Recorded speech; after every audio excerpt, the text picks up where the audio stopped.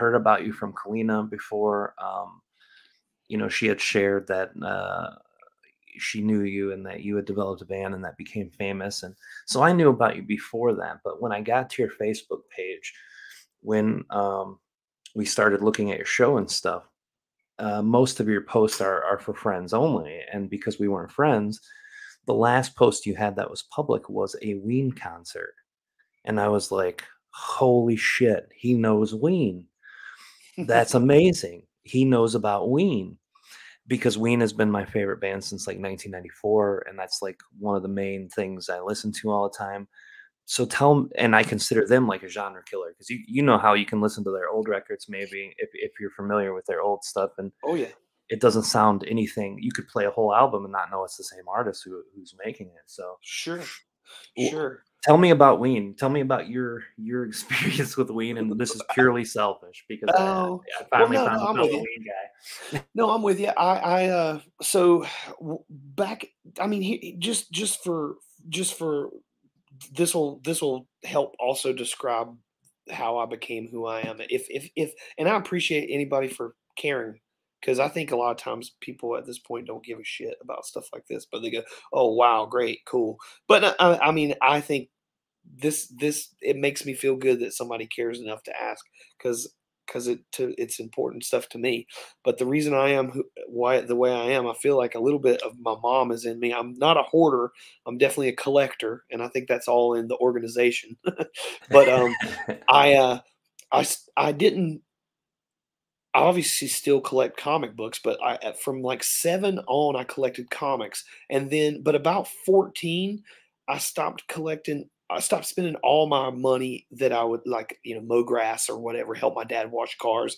I stopped spending all the money on comics and spent half on comics and half on tapes, because my dad was like, he had records and stuff, and we would use his records and we'd make mixtapes and stuff. And so, I love tapes. I got like, obviously, like 91 was right when grunge came around, and so I was big into it. I got into Columbia House and BMG. You could get 12 tapes for a penny and then pay for 2 more, and so you got 15 tapes for like $2.99 or something like that.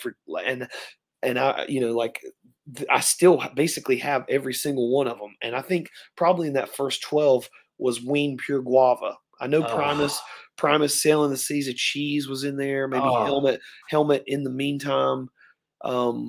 There's a lot of good stuff, like basically all classics, all 100% classics.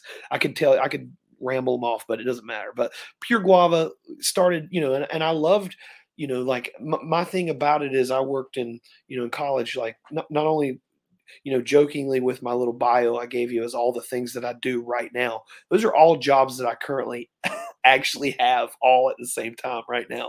But I've done a lot of stuff. I was a 6th grade teacher. I worked in a record store. I was a college radio DJ from 98 to 2003. I've always never rested and done a lot of different things at the same time. And so, but here's the thing. I think my dad would always be like, you gotta fucking pick one thing and just do it. And I was like, no, man, like I think you can do everything. But he was right about one thing. You can't do a lot of things well, like unless you take time to do, because it takes a long time to get good at one thing. I mean, I can't be really great artist and a really great guitarist and a really great surfer and all these things, because being a surfer, I would have to live at the beach to become a really great surfer. You know what I mean? I mean, some people are born with inherent talent. You know what I mean? But it helps to be born. There's things that help. So I've always done a lot of different shit. But my knowledge of, like, you asked me about pretty much anything comic book related or anything music related. I have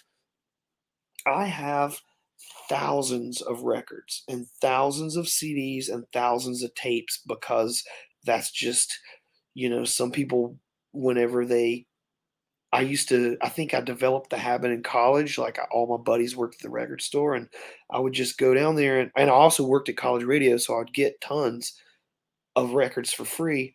But I would go down there if I was bummed, I'd go down to the record store and I'd flip through the records, and it'd make me happy.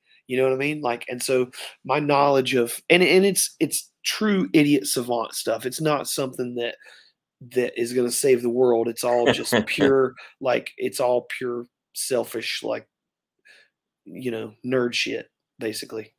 But I do love Ween. My wife even loves Ween. Oh, She God bless her. she lived in DC and got to see them quite a few times, and so we went to see them no, not this past year, but the year before. Two shows in Philly, two nights. We decided to stay for both, and they played like 63 songs over the course of 2 nights. It's like over 30 songs per set, and I was like, holy shit, man, that is not only like, I mean, I don't know, like back in the day, getting all fucked up and and being completely stoned, like having to remember the lyrics for 12 songs seemed like a a feat. So them knowing like that, they're just true professionals, and also great musicians. All their side projects.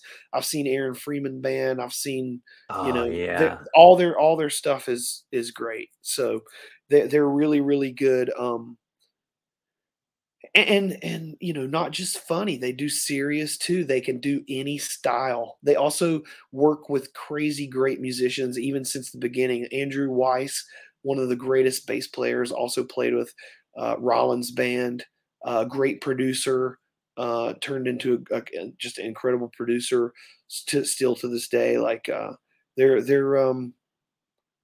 cool. So sorry to nerd. No, I used no. to one thing I used to love about them, and I was sorry to keep. I don't mean to cut you off. I just remember reading on the tape in the of Pure Guava, in the insert, they said, bring us food to the shows. Like their shows used to be, you'd hear that they would have these big shows, and they would start playing before they would open the doors, and then people would come in, everybody would bring like food, and then they would have a big, like, potluck for the whole thing. Obviously, that didn't happen forever because, it wouldn't be feasible and everything, but they used to have big shows. People would bring potlucks to these big shows, and everybody would eat food, and then they would keep playing, and then they would make you leave, but they would be playing before you could go in, so you were like, "What did we miss?" And then they would make you leave before they would finish. And that was like part of their thing. They just did different wild stuff that I've never heard anybody else do. No, I could talk with you about Ween forever. It's because it's one of my, like I said, my favorite band, hands down. I know almost all the lyrics to all the songs. I listen to them every day still, and I really really love Ween. It's amazing that you said that too, because I saw a little trick of why they can remember the songs. I know that when Aaron comes on stage, he has the lyrics for the songs they have on the set list. But like you said, 63 songs in 2 nights. I've only got to see him live one time. It was 2010, Aragon Ballroom in Chicago, because it's only a couple hours down the road. They were really bad form that night because Aaron was still using drugs and getting high. And this is like 2 shows before the band broke up, when they left him on stage alone because he was so messed up and being such a dick to the audience. But so I saw them in the rare form. But yeah, if they ever come back around, me and Kalina are gonna go. Kalina loves them now.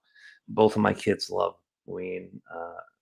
Everyone who I forced to Ween down their throat eventually enjoys it so, to some level that I do. But I'm over the top with Ween. I really love them. Yeah, I could talk. So you never got a chance to bump into them or meet them in your music career, I imagine. No, we never played together. They had kind of busted up for a little bit. I have, like, I know that we have good friends in common, up around. I'm friends with the guys in CKY. Jess Margera, the drummer, is one of my really good buddies, and he's friends with Mickey and them, and I know they go way back, and so, we they're Moist Boys is what I was trying to think of. You're Yeah. Moist Boys fans? Like Oh yeah. they I've seen Moist Boys as well, and my thing is, I don't I've met lots of celebrities or people that I think I put up on a pedestal in my day, but I don't like to bother them unless somebody introduces me. So I just never have with him. I never have had that just never had that.